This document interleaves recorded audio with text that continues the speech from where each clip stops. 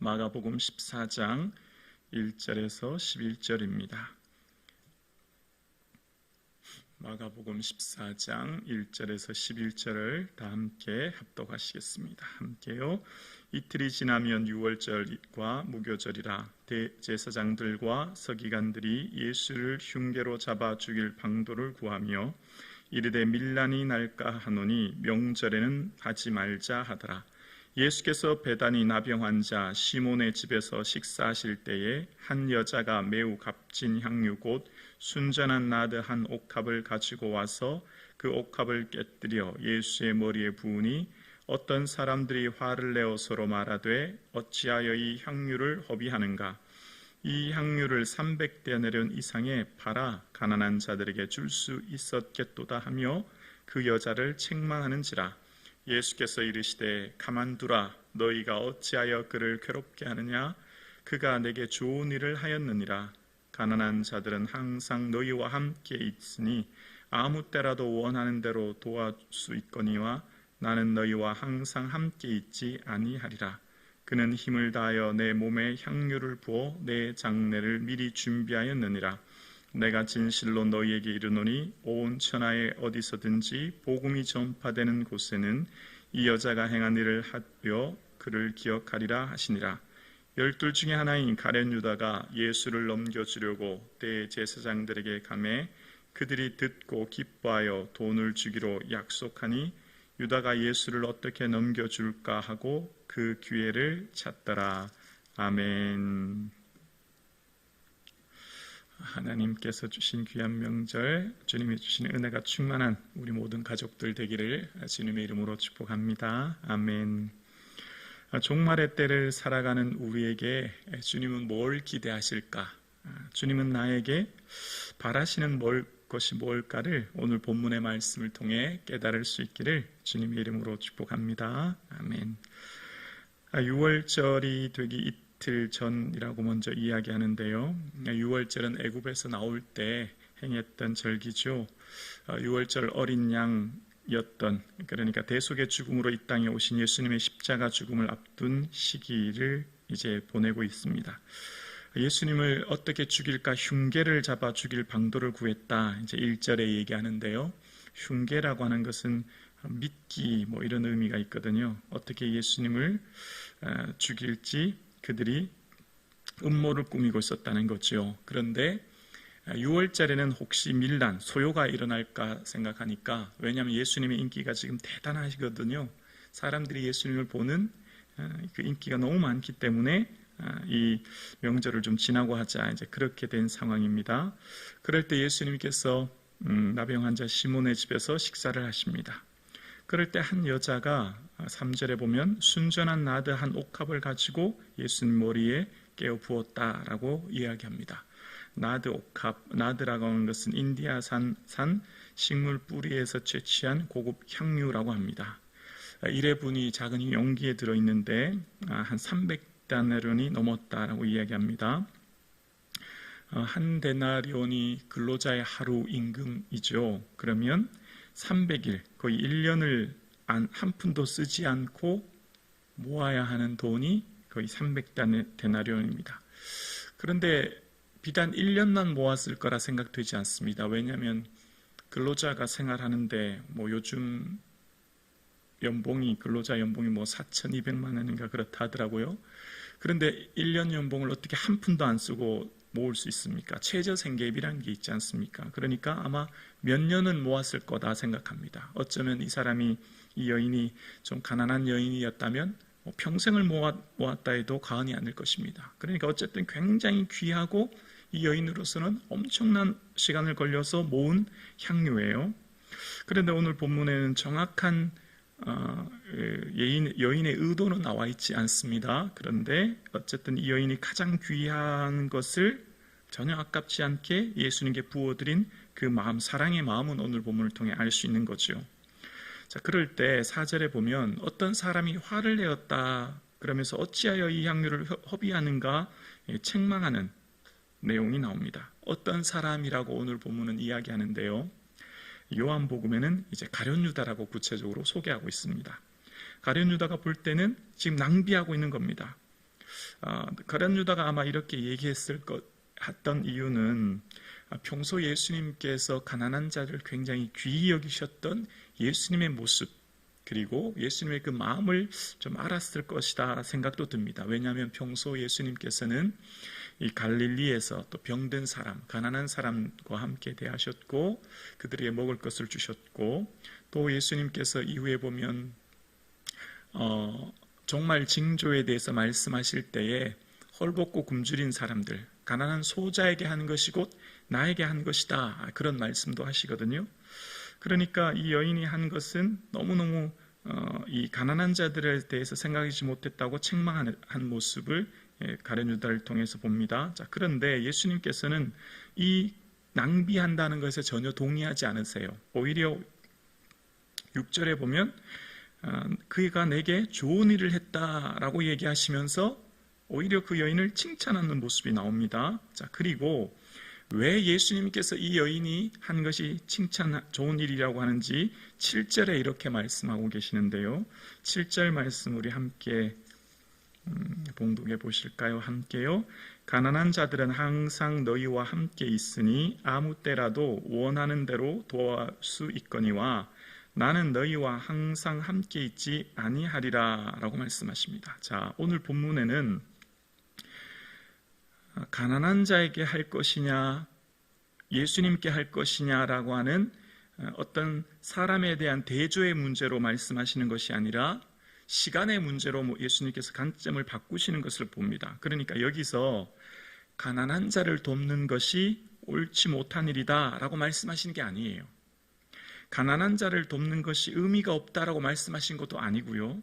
그러니까 예수님께서 지금 가난한 자에게 하는 것이 잘못되었다라는 것을 말씀하려는 의도는 전혀 아닌 것이죠. 왜냐하면 예수님께서 종말의 징조를 얘기하실 때 마태복음이나 이 본관복음에 보면 준비하라, 깨어있으라 말씀하신 후에 천국에 대한 비유를 말씀하실 때 말씀드렸듯이 작은 자에게 한 것이 곧 나에게 한 것이다 라고 말씀하셨기 때문이에요. 그러니까 여기서 말씀하고 계신 것은 가난한 자에게 봉사하는 것보다 예수님께 봉사하는 것이 더 낫다라고 하는 선택의 문제로 나뉘는 것을 보게 되는데요. 여기서 지금 말씀하시는 것은 예수님께서 선택, 가난한 자냐 예수님이냐라고 하는 선택의 문제보다는 시간의 문제, 그러니까 우선순위의 문제를 먼저 말씀하시는 거예요. 그러니까 예수님께서 지금 오늘 본문에 말씀하시는 것은 선택의 문제보다는 우선순위의 문제를 먼저 말씀하시고 계신 것을 보게 됩니다.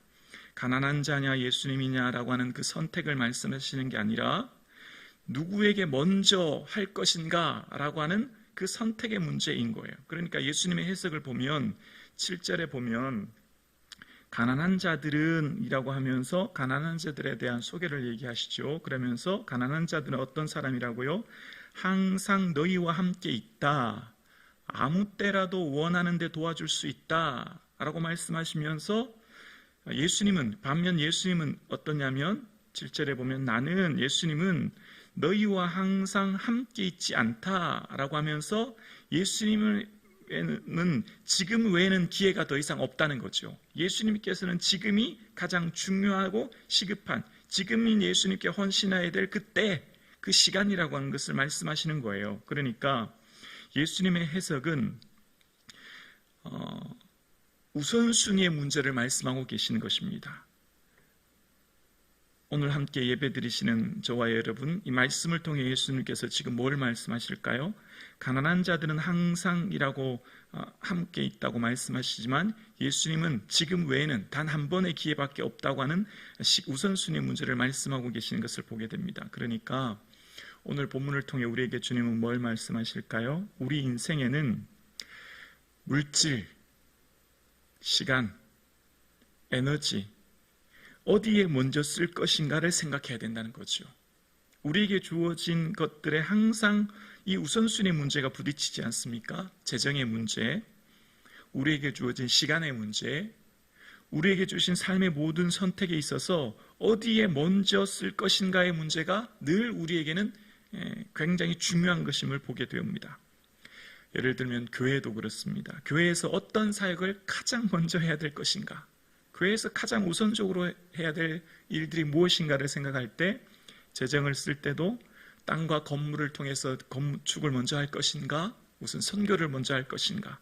가정에서도 그렇지 않습니까? 가정에서도 어떤 재정을 쓸 때 아이들 교육을 먼저 할 것인가?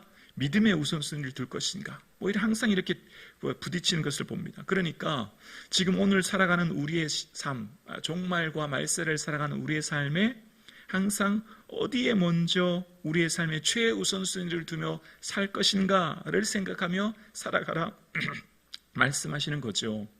그러면서 주님께서는 이 여인의 한 것에 대해서 8절에 보면 힘을 다해서 향유를 부어 내 장례를 준비했다라고 말씀하시는 거예요.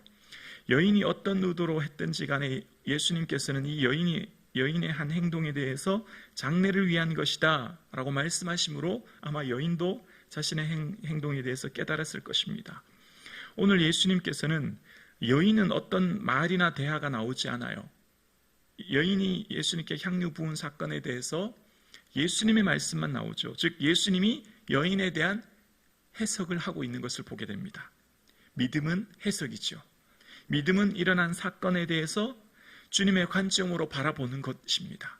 믿음은 그 일어난 일들에 대해서 주님이 어떻게 보실까 바라보는 해석임을 알게 되어요. 주님은 이 여인에 대해서 예수님의 관점으로 해석하고 계신 거예요.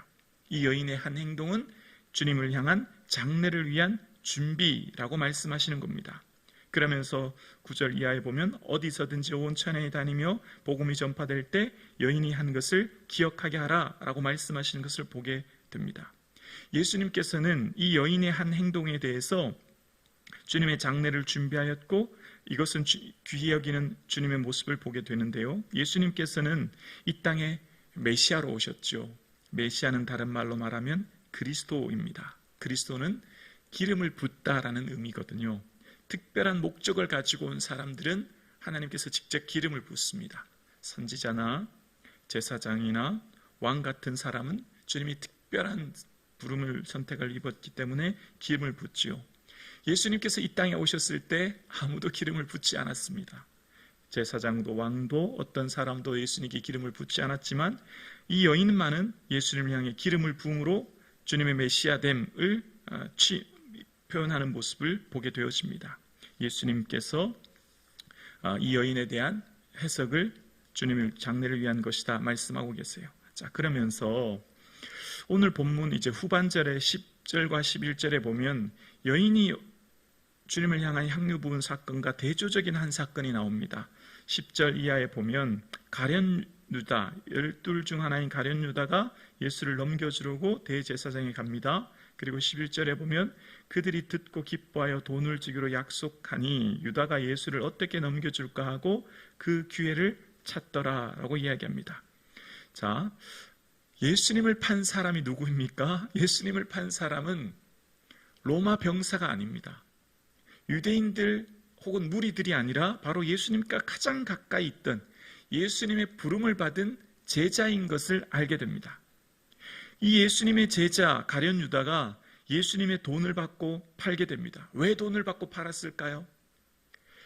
가룟 유다는 자신의 기대와 계획대로 되지 않았고 예수님에 대한 기대에 실망하여 예수님을 판 거예요. 그러니까 가룟이라고 하는 것은 시카리오스라고 하는 의미인데요. 이것은 당시 열심당원 출신이라는 겁니다. 이때 당시 열심당원은 자신의 무력을 동원해서 혁명을 일으켜 로마를 무찌르자라고 하는 사람이 열심당원이에요. 그러니까 지금 이 땅에 강대국 로마가 압제 속에 다스리고 있는 이 로마를 무너뜨리고 예수 그리스도가 저 로마를 무너뜨려서 정치적인 메시아로 올 것을 기대했는데 예수님은 자꾸만 십자가에 죽겠다고 말씀하시고 예수님은 십자가에 죽은 지 부활한다고 말씀하시니까 베드로가 거기에 실망한 거예요. 자신의 계획과 자신의 기대는 뭐죠? 예수님을 통해 저 강대국 로마를 무찌르고 이 나라에 이스라엘을 다시금 재건해야 되는데 그렇게 하지 않은 것에서 실망하여 돈을 받고 판 것입니다. 그렇지만 예수님은 오늘 14장 17절에 보면 이미 너희 중 하나가 나를 팔리라 라고 하심으로 예수님이 자신을 팔 것 예수님은 가룟 유다가 자신이 팔 것을 알고 계셨다 말씀하고 계세요. 가룟 유다와 향유 부은 한 여인의 사건이 대조적으로 비교되고 있는 것을 봅니다. 가룟 유다의 기대, 계획대로 되지 않아서 예수님을 팔았던 사건에 대해서 말씀하고 있죠. 많은 사람들이 신앙생활을 하다가 왜 중도의 믿음의 길을 떠날까요? 왜 많은 사람들이 신앙생활을 하다가 중도의 신앙을 포기할까요? 왜 중도의 우리의 삶의 슬럼프에 빠지거나 왜 중도에 열심히 봉사하다 그 길을 중도에 멈출까요? 왜 슬럼프에 들까요? 대부분 많은 사람들이 실망하기 때문입니다. 사람에게 실망하고 교회에 실망하고 사람들의 되어진 상황에 실망하기 때문에. 왜 실망하죠? 내가 생각했던 것이 있거든요. 내가 기대했던 것이 있거든요. 내가 바랬던 것이 있거든요. 그런데 그대로 되지 않으니까 실망해서 믿음의 길을 떠나거나 삶의 신앙의 길을 포기하는 것을 보게 됩니다. 마치 가룟 유다처럼 말입니다. 그러니까 오늘 본문도 또 끊임없이 얘기하는 게 참된 제자란 무엇인가를 우리에게 또 말씀하시는 거예요. 제자도에 대해서 말씀하시는 거죠. 참된 제자는 얼마나 예수님이 오래 따라다녔느냐, 어떤 기적을 보았느냐, 어떤 말씀을 들었느냐, 어떤 신분에 있었느냐가 아니라는 거예요. 참된 제자는 주님을 온 마음 다해 사랑하는 사람이다 라고 하는 것을 이야기하면서 참된 제자는 자신의 계획, 기대, 바램으로 살아가는 내 자신이 주인 되어 살아가는 인생이 아니라 예수님의 기대, 예수님의 계획, 예수님의 뜻을 이루는 종된 삶을 살아가는 자다라고 하는 것을 또한 우리에게 말씀하고 계시는 거죠. 참된 제자는 우리 삶의 우선순위에 예수 그리스도를 최우선순위에 두며 살아가는 자임을 말씀하고 계신 거예요. 먼저 해야 될 일, 먼저 해야 될 시간, 먼저 써야 될 재정에 나의 즐거움을 위해 두기보다는 예수 그리스도의 기쁨을 위해 먼저 우리의 삶의 우선순위를 두어야 되는 것을 말씀하고 계신 거죠. 그러니까 오늘 본문을 통해서 우리에게 주님이 기대하시는 것은 우리의 삶의 참된 제자의 삶을 말씀하시면서 우리의 삶의 참된 제자는 우리의 모든 삶이 예수님의 종 되어 주님 기뻐하시는 그 뜻, 그 바램을 헤아리며 살아가는 것이라고 하는 것을 말씀하고 계십니다. 함께 예배드리시는 사랑하는 성도님, 오늘 우리의 삶이 주님의 참된 제자 되어 주님의 마음과 그 뜻을 헤아림으로 주님이 원하시는 그 삶을 이루어드리는 이 하루 되기를 주님의 이름으로 축복합니다.